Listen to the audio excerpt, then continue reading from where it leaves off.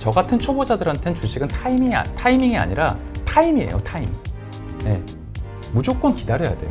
그리고 장기 투자하셔야 되고.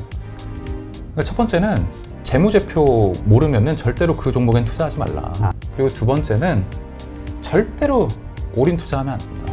한 종목에? 네. 분산 투자. 그리고 분할 매수. 이거는 꼭 지킵니다. 자, 그러면 이제 도박이란다. 이 주식에서 네, 중독된 어떤 상황에서 벗어났다는 판단이 들었으니까 네. 이제 하신 거고, 네. 또 그 과정을 통해서 충분히 주식 이제 제대로 공부를 하고 나서 기본적인 네. 자신이 있는 상황에서 이제 시작을 하신 거잖아요. 네. 전과 후가 달라진 게 있을까요? 투자할 때? 마인드라든가 종목 픽하는 것들이? 저는 다시 시작했을 때는 제가 집을 샀던 상황이었고 집이 있었어요. 그리고 두 번째는 병원을 개업해서 제 본업이 잘릴 걱정이 없었던 거죠. 아. 네, 그러니까 제가 집이 있었고 병원 제 그 사업장이 있는 상태니까 굉장히 안정적인 상태에서 무리할 필요가 없어진 거죠. 일단 네. 본업에서 다시 힘을 축적하셨으니까 네. 또 자신감이 붙으셨겠네요. 네, 그리고 예전과는 다르게 올인할 필요가 없었고 무리할 필요가 없었어요. 그래서 2020년 초반에 코로나 때문에 정말 장이 안 좋았습니다. 네. 그래서 정말 냉정하게 기다렸다가 1450까지 떨어지니까 그때는 또 이제 제가 충분히 이제는 좋은 이제 기회라고 생각을 했고, 그때 제가 달랐던 점은 코스닥 장외 종목을 쳐다도 보지 않았고요. 코스피 우량주 1등에서 20등까지만 제가 매수를 했습니다. 네, 그렇군요. 그리고 예전과는 다르게 올인 매수하지 않았고 분할 매수했었고 비투하지 않았고 그리고 몇 가지 제가 지켰던 원칙, 절대로 남의 돈으로 하지 않는다, 10분의 여유 자금의 10분의 1로 시작을 한다, 그리고 물타기 하기 전에는 일주일 전부터 생각하고, 예전에는 제가 주식을 사면은 월요일 9시에 이 주식 사고 싶다. 그럼 9시 1분에 샀어요. 네. 열리자마자 바로 네. 사는 거군요. 근데 지금은 사고 싶으면 일주일은 고민했다가 주말에 고민 다 끝나고 의사결정을 한 다음에 월요일에 의사결정을 바꾸지 않습니다. 그러니까 자신만의 스토리텔링이 그래도 부족하지만, 너무 초보지만 예전처럼 불나방처럼 이제 달려들진 않았던 거죠. 네. 근데 이제 말씀을 들으면서 이제 지금 요즘 많은 주린이들, 네. 이분들도 아마 비슷한 환경에서 이제 같은 비슷한 수순을 밟아 나가실 거라는 생각이 드는데, 이제 처음에는 왜 우량주라고 해서 이제 대형주, 네. 삼성전자, 현대차 이런 우량주들을 산단 말이죠. 네. 하지만 안 올라요. 안 올라요. 잘 안 올라. 안 올라요. 그러다 보니까 이제 뭔가 이 변동성이 큰 이런 주식들을 쫓아가게 되고, 거기서 또 재미 봤다는 사람들이 여러 주변에 나오니까 이제 가게 되잖아요. 네. 그러한 분들에게 어떻게 이야기를 해줄 수 있을까요? 제가 정말 좋아하는 말이 있는데요. 이건 다른 분이 하신 말 제가 들은 건데, 흔히들 초보자들은 주식을 타이밍이라고 생각을 해요. 주식 타이밍이라고 생각하는데, 매도 타이밍과 네. 매수 타이밍을 잘 잡아라. 주식은 타이밍이다 얘기하시는데, 저 같은 초보자들한테는 주식은 타이밍이 아니라 타임이에요, 타임. 네. 무조건 기다려야 돼요. 그리고 장기 투자하셔야 되고, 이게 저희 같은 초보들은 이게 흔히들 말하는 어깨에서 사서 무릎에 판다, 무릎에서 사서 어깨에 판다. 초보자들은 반대로 합니다. 내가 샀을 때는 고점이에요, 무조건. 네. 내가 이거 검색어 듣고 이렇게 찌라시에서 알게 되면 우리나라 국민들 4천만이 다 안다는 얘기예요. 그렇죠. 예, 그때는 오히려 떨어질 확률이 더 높습니다. 그래서 이게 내가 산 주식이 사자마자 왜 떨어지는 건가? 내가 판 주식이 팔자마자 왜 오르는 건가? 고민할 필요가 없어요. 어차피 우리는 대응하지 못합니다. 그 주식은요, 제가 지금 느끼는 건 예전에 정말 게임처럼 도박처럼 승부처럼 자존심으로 했어요. 그러면 안 됩니다. 농사 짓듯이 우리가 봄에 농사 지으면 그거 봄에 수확합니까? 못합니다. 2월달, 3월달에 씨 뿌리면 그거 최소한 10월에 해야 되잖아요.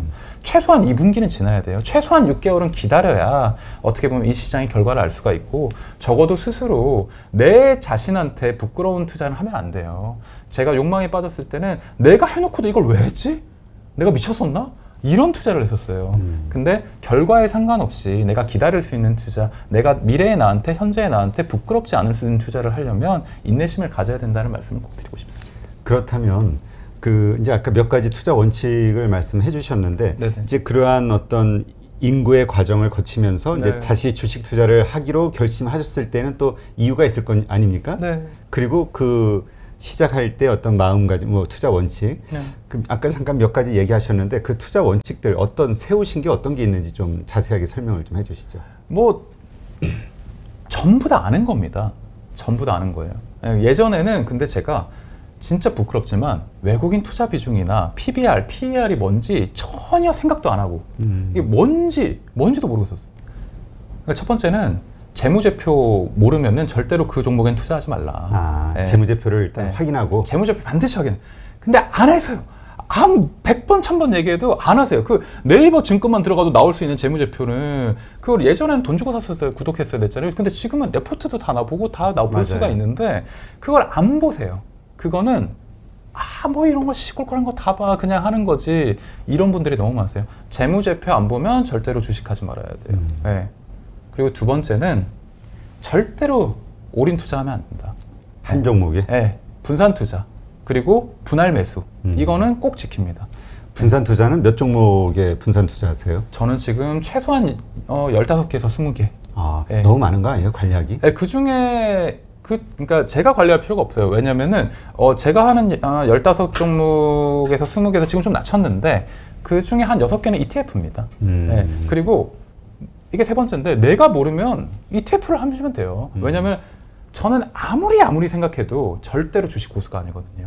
예전에 주식 레벨이 1이었다면 지금은 한 뭐 7, 8 이 정도 됐을까? 주식 레벨이 뭐 한 99까지 있다 그러면 아직까지도 너무나 초보입니다. 그러면은 우리가 전문가의 어떤 만들어 놓은 상품을 이용하지 않을 이유가 없어요. 그리고 이 지수 투자, 종목 투자가 아닌 지수 투자. 그러니까 포트폴리오라는 걸 예전엔 생각을 안 하고 했어요. 그 분산이라든가 배분이라든가. 지금은 포트폴리오에 대해서 내가 지금 쓸 돈, 써야 될 돈, 나가야 될 돈, 그리고 여윳돈, 이거에 대한 포트폴리오를 항상 머릿속에 떠올리고 그 비중, 내가 지금 채권과 ETF와 어떤 뭐 달러 아니면 주식 이 배분 있잖아요. 그런 거에 대해서 배분이 머릿속에 딱 떠오르지 않으면 절대 사지 않습니다. 그리고 또 한 가지는 하루에 500만 원 이상은 절대 매수하잖아요. 아, 분할 매수의 네. 관점에서. 네. 그러니까 500만 원 이상 매수할 때는 제가 그러니까 한 번 더 생각을 합니다. 그 예전에는 그 항상 그거 OTP를 들고 다녔어요. 몇 천만 원씩 바로 그 자리에서. 네, 바로 해야 되니까 하루도 지금은 OTP를 집에 놔두고 서랍 속에서 항상 안 열어요. 네, 왜냐하면 당일날 실수하지 않기 때문에. 그 당일날 할 수 있는 돈은 그 한도가 1000만 원이잖아요. 그 제가 1000만 원으로 해놓고 그 1000만 원만 살 수 있거든요. 그래서 이거를 500만 원 사고 한번 생각을 합니다. 내가 지금 또 예전의 실수를 반복하는 건 아닌가? 또 지금 도파민의 노예가 된 거 아닌가? 또 내가 솔깃해서 무리하게 달려 들어가는 거 아닌가? 그래서 어지간한 일이 없으면 미국 주식이든 한국 주식이든 하루에 500만 원 이상은 절대로 매수하지 않습니다. 그렇군요. 자, 이러한 이제 투자 원칙들을, 그 성과는 물론 이제 코로나 직후에 시작하셨다고 하면 네. 그때 워낙 낮을 때니까 올라오셨겠지만, 그러니까 작년 실적은 아마 좋으셨을 것 네, 같아요. 맞습니다. 근데 이제 작년 말, 올 초서부터 이제 지금 네. 장이 좀 안 좋지 않습니까? 요 시기에 어떤 투자 성과율은 어때요? 뭐 이게 말씀하신 대로 뭐 이거를 뭐 자랑도 아니고 아무것도 아닌데, 그러니까 사실 올해 제가 조금 뿌듯하게 생각을 하는 건 올해 1월부터 지금까지는 박스권이었잖아요. 그렇죠. 그리고 손실을 본 사람들이 되게 많아요. 맞아. 근데 제가 철저하게 제 원칙을 지키고 제 루틴을 어긴 적이 없어요. 그리고 그 루틴을 어기고 싶은 마음이 들 때마다 예전에 그 지옥 같은 거를 떠올렸기 때문에 지금 올해 초부터 제가 나오기 전에 한번 계산을 해봤는데 한 35% 정도 수익이 나쁘지 않았습니다. 올 수익률이? 네, 그 올해 지금 6월 말까지만 6월까지 수익률이? 나쁘지 않았습니다. 네, 괜찮네요. 네. 자, 그러니까 결국은 그 예전에 어떤 중독된 상황 혹은 뭔가 빠르게 크게 벌고자 하는 어떤 욕심, 이런 것들이 있을 때와 그것이 가져다주는 어떤 비참한 결과를 경험하시고 난 후에 다짐하게 된 어떤 아까 원칙들, 이런 후에 그 투자에 대한 그 생각, 애티튜드가 이런 것도 완전히 달라졌다, 이렇게 네. 볼 수 있는 거군요. 네, 맞죠. 자, 그러면 이제 우리 주변에서 이제 지금 이제 또 정신과 의사시니까 아까도 잠깐 말씀하셨듯이 이런 고민을 가지고 있는 분들이 많이 올 거 아닙니까? 너무 많죠. 가장 많은 케이스가 어떤 케이스예요? 뭐 하루에도 한 4-5분이 이번에 주식으로 너무 크게 손해를 봤다. 그리고 비트코인 뭐 이런 거 하다가 뭐 가상화폐 투자로 손해를 봤다. 저희 병원에 오세요. 그러니까 제가 좀 이렇게 요새 방송에 나가다 보니까 지방에서도 저한테 와주시고 그러는데 몇 천만 원 가지고는 저한테 안 와요. 기본적으로 1억 이상, 뭐 수십억 날린 것도 있어요. 그러니까 일반인들이 어떻게 수십억을 날리냐? 그러니까 이 코로나 때문에 결혼이 미뤄졌잖아요. 그렇죠. 결혼이 미뤄지다 보니까 집을 살 돈 가지고 주식을 하게 되는 결과가 생겨요. 그걸 좀 이용해서 네. 그러니까 집값이 최근에 너무 많이 오르다 보니까 내가 예전에 살 수 있었던 집을 지금 못 사니까 그 어떤 포모 증후군이라고 하죠. 그 박탈감 때문에 내가 지금 집을 사서 눌러 앉았던 친구들은 지금 앉아서 뭐 한 4, 5억을 벌었네? 그럼 내가 주식으로 4, 5억을 벌어야지 하면서 뭐 한 4, 5억을 삼성전자에 투자하는 것도 아니고 진짜 테마주 이런 데 넣어요. 정말 말도 안 되는 일이 벌어지고 있고 그걸로 인해서 파혼까지 하시는 분들 너무 많습니다. 그렇군요. 사실 작년에는 뭐 큰 상승장이었잖아요. 네. 근데 나온 뉴스들 보면은 그때 투자했던 20, 30대들 수익률 보면 오히려 마이너스라는 뭐 뉴스 기사들도 있고 하니까. 왜냐면은 그 작년에 1450일 때는 오히려 그때는 주식 초보자들 동학개미들이 안 들어갔어요. 어떻게 들어가요? 겁나는데. 겁나죠. 더 떨어질까 봐. 그때 재앙화 사고로 우리나라 전체가 만연했을 때입니다. 우리나라 망한다, 미국으로 도망가야 된다 이런 생각을 했었어요. 800 간다. 1450대 들어간 들어간 초보들은 없어요. 이게 쭉 올라서 한 2500 정도 찍었을 때 그때 뒤늦게 탔습니다. 그리고 그때 20, 30대들은 인버스를 더 탔어요. 오히려 떨어질 거라 보고. 심지어 고버스를 탄 사람들도 굉장히 많았습니다. 레버리지 해가지고 고버스에 몰빵한 20, 30대 주린이들이 더 많았어요. 그래서 2020년 다른 사람들 다 주식으로 돈 벌 때 오히려 나는 까먹으니까. 그래서 더 그 박탈감에 올해 더 무리한 투자를 하고 뭐 3100 갔을 땐 이제는 진짜 떨어진다. 무조건 떨어진다고 해서 정말 영끌에서 올인했다가 지금 더 정말 우울증 걸리신 분들 너무 많습니다. 네.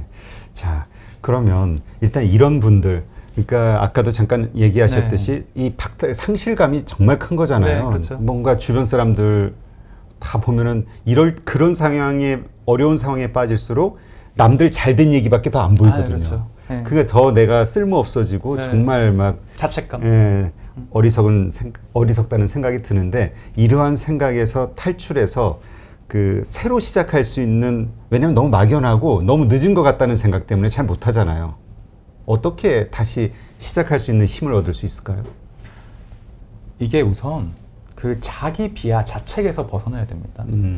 자책이라는 거는 우리 뇌를 가장 병들게 하는 사고예요. 그리고 지나간 거, 내가 그때 그 주식 샀어야 되는데, 내가 그때 뭐 테슬라 샀어야 되는데, 아니 그거 팔지 말았어야 되는데, 아무짝에도 쓸모없거든요. 사람들이 이거를 결과론적인 후견 편향이라고 하는데 결과론적 사고에 빠지는 이유가 자기 자존심을 방어하기 위해서 그래요. 내가 그때 그거만 했으면 내가 부자 됐을 거예요. 그렇죠. 아무런 쓸모가 없거든요. 그럼 결국 자책의 늪에 덫에 빠지게 됩니다. 이럴 때는 스스로 냉정하게 보되 스스로한테 좀 너그러워져야 돼요. 근데 대신에 자기 행동은 자기 자신한테 너그럽되 행동은 완벽하게 통제를 해야 됩니다. 저처럼 뭐 스스로 자신이 없으면 안동이라도 가야 돼요. 스스로 내가 이걸 못할 것 같으면 5번 틀려가지고 못하게. 이거를 저희가 트라우마 공황장애 치료에도 응용하는 방법인데 점진적 탈감작이라고 합니다. 이게 단계를 나눠서 나가 스스로 이 중독으로부터 벗어나는 방법이거든요. 처음엔 아예 못하게 해야 돼요. 아예? 네, 처음엔 아예 끊게 만들어야 돼요. 아예. 생각도 안 하게 돼요. 인터넷도 다 지워야 돼요. 제가 했던 일이 네이버 보통 인터넷 익스플로러나 크롬 시작 페이지 다 네이버잖아요. 녹색 창이잖아요. 네. 그거를 하면은 바로 숫자가 뜹니다. 뭐 검색 순위 뭐 이런 거 뜨죠. 그러면 이미 심장이 도파민으로 쿵쾅거리고 있어요. 그럼 다시 하고 싶죠. 그렇죠. 그래서 저는 인터넷 시작 페이지를 교보문고로 바꿨어요.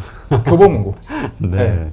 교보문고로 바꿔서 그 마음을 뭐 피터 린치나 뭐 그런 책 있잖아요. 벤자민 그램이나 아니면 존리 선생님이라든가 뭐 그런 책을 사서 내가 욕망이 들 때마다 책을 읽었어요. 그러니까 주식에서 완전히 탈출하려고 하는 것보다 그냥 다른 어떤 방식으로 대리만족을 좀 하는 방식. 왜냐면 한 번에 못 끊거든요. 그렇죠. 단계적으로 내려야 돼요. 내가 아파트 꼭대기에 있다가 그 욕망이 꼭대기에 있었는데 갑자기 지하로 어떻게 내려옵니까? 점차 내려오고 나중에 시작할 때도 점차 올라가야 돼요. 처음부터 모든 걸 끊을 게 아니라 처음에는 주식하는 친구들부터 끊어요. 주식 얘기하는 거. 그게 단톡방에서 나오는 거죠. 그런 다음에 점차 한 발씩 주식으로부터 멀어지고 내가 일상을 회복하고 내가 일상을 회복하기 위해서는 아까 제가 게임을 했다고 그랬잖아요. 왜냐면은 내가 갑자기 주식을 하루에 뭐 한 10몇 시간 주식을 하다가 비어있죠, 갑자기 시간이. 공백이 생기면 공허감만 남아요. 그걸 채워넣을 다른 게 필요합니다. 물론 게임도 좋은 건 아니죠. 게임도 어떻게 보면 중독될 수도 있는데 위험하죠. 근데 주식보다는 그 당시엔 제가 덜 위험했던 거예요. 그런 식으로 점진적으로 내려오는 거, 그리고 다시 주식을 하게 되더라도 단계를 한 10단계로 나눠서 점진적으로 올라가는 거, 그 방법이 굉장히 저는 실용적이라고 생각을 합니다. 그러니까 일단 기본적으로 돈 잃은 분들은 지금 빠르게 다시 복구하고 싶고, 또 이번 기회가 장이 뭐 약세장으로 빠지기 전에 지금 기회를 어떻게든 잡아야 된다. 그래서 이제 더 서둘러서 뭔가 막 끌어당겨가지고 뭘 하든 뭐 이런 생각을 하는데, 이래서는 안 된다. 일단 떠나야 된다. 벤자민 프랭클린이라고 하는 사람이 네. 로고세라피라는 어떤 그 기법을 추천을 했어요. 그 되게 유명한 학자인데 심리학자거든요. 로고세라피가 뭐냐면은 불안과 집착이 너무 심하면 뭔가를 잘하려고 본전을 찾으려고 뭔가를 성공하려고 하려는 그 집착이 심하면 심할수록 그 성공 확률은 떨어진다. 그 불안감, 실패했을 때 불안감이 결국 그 일에 실패하게 만든다.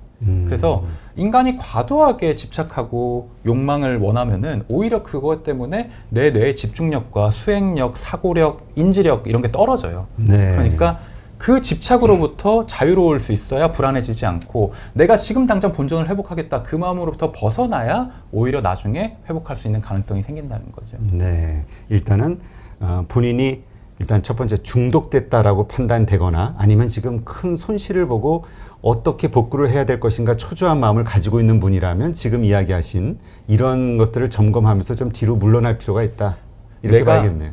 그 뭐 초보자들 주식 주린이 분들이 한 3천만 원 이상 손해를 봤다. 그리고 내가 너무 초조해진 상태다. 이러면 3개월 동안 주식을 아예 안 해야 됩니다. 이미 내 뇌가 패닉에 빠진 상태고, 거기서는 추가적으로 어떤 행동이나 의사결정을 할 때마다 나쁜 결정만을 반복하게 돼요. 우리가 왜 이상하게 요즘 일이 안 풀려, 왜 이렇게 되는, 분명히 될 것 같았는데 안 되지, 근데 안 되면 더 초조해지잖아요. 그렇죠. 이런 것들이 결국은 어쩌면 우리 뇌의 그러니까 신체적인 어떤 화학작용 때문에 벌어질 수 있는 일이다. 그러니까 내 도파민과 세로토닌이 이미 한가예요. 그러니까 내가 주식에서 폭락을 해서 몇 천만 원, 뭐 1억 정도 손해를 봤다. 그럼 내 기능이 연 저점입니다. 그럴 내가 연 고점일 때 내가 어떤 의사결정을 하고 생각을 해야 좋은 생각이 나오지. 내 상태가 내 기능이 지금 제일 머리가 나쁠 상태인데, 제일 비합리적이고 제일 연저점 상태인데 그때 뭘 합니까? 이럴 때는 3개월 동안 아예 얼려놓고 차라리 뇌를 쉬게 해줘야 뇌가 평소 상태로 돌아온다. 지금 시점이 중요한 게 아니에요. 뇌가 건강한 상태로 의사결정을 하고 매수 매도 결정을 해야 성공률이 높아지는데, 지금 뇌가 내 기능이 바닥으로 처진 상태에서는 어떤 걸 해도 백전백패입니다. 제가 겪어봤어요. 이미 그러한 케이스에 있으신 분들이 자가진단을 해본다면 손실을 크게 본 분들 3천만 원 이상? 그렇죠. 근데 3천만 원이 아니더라도 액수는 작아도 뭐 50%를 날렸다. 뭐 내가 투자 금액은 500이지만 50% 날렸다. 뭐 이런 분들도 있잖아요. 액수가 좀 필요할까요? 기준이? 그렇죠. 예를 들어서 자기 시드 대비, 내 여유 자금 대비해서 50% 이상 날렸다. 그럴 때는 이미 들어가면 안 되는 거죠. 그러니까 뭔가 그 상황을 바꾸기 위해서는 뭐라 그럴까요? 일단 그 상황에서 벗어나는 게 일단 세퍼레이션 필요하다. 격리라고도 하고 분리라고도 하는데, 이 상황에 그 2차, 3차 똑같은 트라우마에서 저희가 외상후 스트레스 장애 트라우마 치료에 대해서 그렇죠. 제가 되게 중요하게 생각하는 부분이, 지진보다 여진이 더 무섭고 2차, 3차 지진이 더 무서워요. 이렇게 지진의 한가운데서 빨리 벗어나야 됩니다. 한 번 지진을 맞았으면 거기서 벗어나야 돼요. 한 번 지진 난 곳은 더 지진 안 나겠지라고 생각하는 게 잘못된 겁니다. 한 번 지진 난 데서 또 나요. 그렇기 때문에 그때는 주식장에서 한 3개월 동안은 벗어나 있어야 돼요. 빨리 회복하겠다는 그 마음 때문에 또 실패합니다. 반드시 100%. 또 이런 생각도 있잖아요. 이번이 아니면 안 돼. 그러니까 기회는 다시 오지 않을 수도 있어. 이번이 좋은 기회일 거야, 마지막 기회, 이런 생각 들기 때문에 못 벗어나기도 하잖아요. 영락 없이 도박자의 마인드예요. 이게 영락 없이 카지노에서 바카라에 베팅하는 그런 도박자들이나 그런 생각을 합니다. 이번이 아니면 안 돼. 왜 안 됩니까? 역사적으로 주식이 이렇게 오르고 가는 시장을 봤을 때 내가 돈 벌 수 있는 기회는 언제든지 있었습니다. 그냥 우리가 내가 부족해서 못 보는 것뿐이에요. 그러면 이번이 안 되면 안 되는 사람들은, 그럼 아직 안 태어난 사람들은 영원히 기회가 없는 겁니까? 말도 안 되는 오류예요. 이번이 안 된다는 것 자체가 내가 선입과의 오류, 아직 이미 추론의 오류에 빠져 있다는 거고, 그런 이런 생각이 든다는 건 이미 내가 주식을 해면 안 되는 시기라는 겁니다. 그렇다면 네. 우리가 이제 주식에 중독이 됐다, 혹은 뭐라 그럴까, 지금 주식시장을 떠나야 한다라고 스스로 좀 자가 진단해 볼 수 있는 그 기준들이 있다면 네. 어떤 것들이 있을까요? 제가 사실 주식 중독 자가 진단 저 같은 사람들을 좀 돕기 위해서 우리나라에서는 확실히 최초인데 외국에서도 그 주식 중독 자가 진단은 없어요. 아, 그래요? 네, 도박 그 중독 자가 그 진단표는 있는데 주식 중독을 아직 그 학회에서는 정식으로 인정하지 않고 지금 약간 고려 중이라서 제가 그 예전에 무슨 머니투데이 기자님하고 한 분 그 자가 진단표 14개를 만들었습니다. 아, 그래요? 네, 그 인터넷에 보면은 그 주식 중독 자가 진단표라고 하면 그게 딱 14개 나오는데 그게 제가 만든 거고요.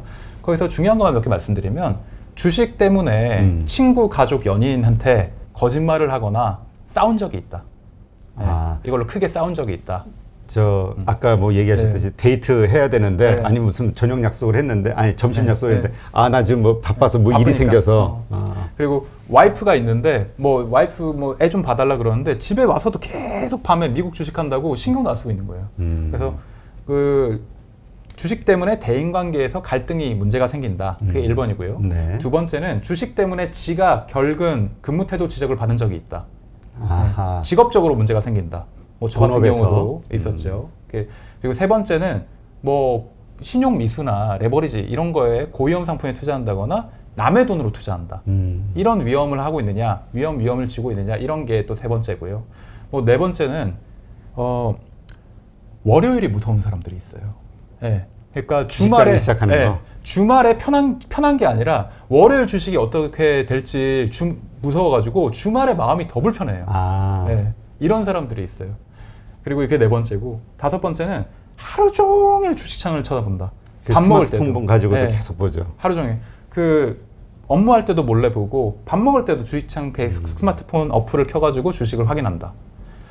이런 것들이 해당이 되면은 아마 나도 주식 중독이 아닐까 시그널을 좀 가지시면 좋으실 것 같습니다. 네. 14가지 중에 한 몇 가지 정도 이게 중복이 돼야 나는 중독이구나, 이렇게 내가 치료를 좀 스스로 해야 되겠구나, 떠나야겠구나, 이렇게 결정을 내려야 되는 거죠. 14가지 중에 4가지만 해당돼도 위험입니다. 야, 그러면 아마 많은 분들이 걸리실 것 같은데. 예. 14가지 중에 4가지만 걸려도 위험한 수준이고요. 7개, 8개 넘어가면 상담이 필요한 수준이에요. 그래요? 네. 자, 그럼 이제 그렇게 해서 우리가 현재 상황에서 물러나서 자기만의 어떤 치료 시간을 갖는다고 치죠. 네. 휴식 시간을. 그 다음에 다시 시작할 수 있는, 다시 제 투자를 시작해도 돼라고 판단 내릴 수 있는 어떤 시점은 언제가 될까요? 내가 본업에서 좋은 평가를 받고 있고 내 인간관계가 회복됐을 때, 그리고 내가 그 주식을 할 때 욕망으로 쿵쾅거리지 않을 때, 자기의 평정심 유지가 가능할 때, 냉정하게 투자를 할 수 있을 때. 근데 왜 냉정해졌냐, 그거를 스스로 판단하지 못해요. 주변 사람들이 알려줍니다. 내가 대인관계가 좋아지고 사회적 기능이 좋아져서 내가 하는 본업이 어느 정도 잘 됐을 때, 그때는 내가 정상 기능을 찾았다고 한번 1단계 정도는 이제 만족한다고 보시면 되는 거죠. 네, 그렇군요. 그러나 그 다음에 그렇게 해서 시작한다 해도 패턴이 옛날과 같다면 또 똑같은 상황으로 돌아가는 거 아닙니까? 재발하는 거죠. 네. 그러니까 자신의 루틴을 세워놓고 주식을 하는데 이걸 어렸으면 이걸 막 어긴다. 투자 원칙을. 네. 그러면 올스탑하고 다시 이제 격리해야 돼요. 내가 다시 시작하기 전에 앞으로 투자는 이런 식으로 아까 분할 매수 어떤 하루에 500만 원만 이런 식으로 다 했는데 그걸 잘 못 지키는 상황이 하나라도 된다. 어겼다. 하나라도 어겼다. 그러면은 이건 다시 중독의 어떤 욕망이 꿈틀거리고 있는 상황이기 때문에 어차피 해봤자 손실이에요. 그럴 때는 다시 옛날로 돌아가야 됩니다. 네, 그럼 다시 스톱하고 다시 이제 참회의 시간을. 네. 네. 정말 이 경험을 직접 하셨기 때문에, 그리고 특히 정신과 선생님이기 때문에, 의사시기 때문에 더 이걸 좀 이론적으로 이렇게 해서 효율적인 방법을 좀 만들지 않으셨을까라는 생각이 들고요. 사실 이 주식 투자만이 아니라 젊은 친구들, 요새 20대들, 30대들, 또 요즘 나이 많은 분들도 그런데 가상화폐 투자, 이게 진짜, 이거는 정말 주식보다 변동성이 더 어마어마하기 때문에 이분들 보면 가끔 어쩌다 보면 저도 지인들 보면 폭락할 때면 30%씩 빠질 때 있고 그러잖아요. 30%씩. 이거는 뭐 서킷 브레이커 뭐 이런 것도 없고. 그뭐 완전 관리해 주는 패닉에 것도 빠져가지고 없고. 이런 분들 똑같은 과정을 겪어야 될까요?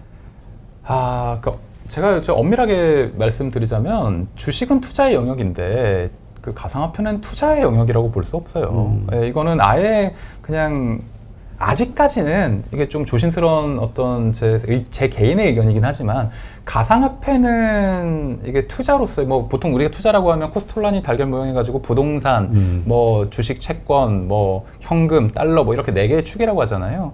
뭐 비트코인이 그 투자에 아니 뭐 가상화폐가 그 투자의 축으로 인정받기에는 아직 검증이 필요하고 아직은 투기에 가깝다 생각을 합니다. 네, 알겠습니다. 하여튼 아까 주식 투자에서도 큰 수익을 단기간에 얻고자 하는 그 투기심, 네. 투기, 그 욕심, 이것에서 이제 모든 문제가 중독의 시작이 거기서부터 출발이 되니까 뭐 가상화폐는 더할 나위 없겠죠. 그렇죠. 자산? 뭐 하여튼 뭐 요새 말하는 네, 용어들이 다 네. 틀려서 하여튼 우리 주식하시는 분들 혹은 투자하시는 분들 오늘 우리 박종석 그 선생님께서 말씀하신 이러한 것들 한번 스스로 다 자가 점검을 좀 하면서 나는 중독돼 있는가? 네, 그리고 또 잠깐 지금은 쉬어야 될 때가 아닌가 이런 것들을 한번 생각해보는 그런 기회가 되셨으면 좋겠다는 생각이 드네요. 네. 네. 네, 오늘 정말 뭐 경험에서 우러나온 좋은 인사이트 이렇게 잘 설명해 주셔서 많은 도움이 됐고요. 오늘 감사했습니다. 감사합니다. 네.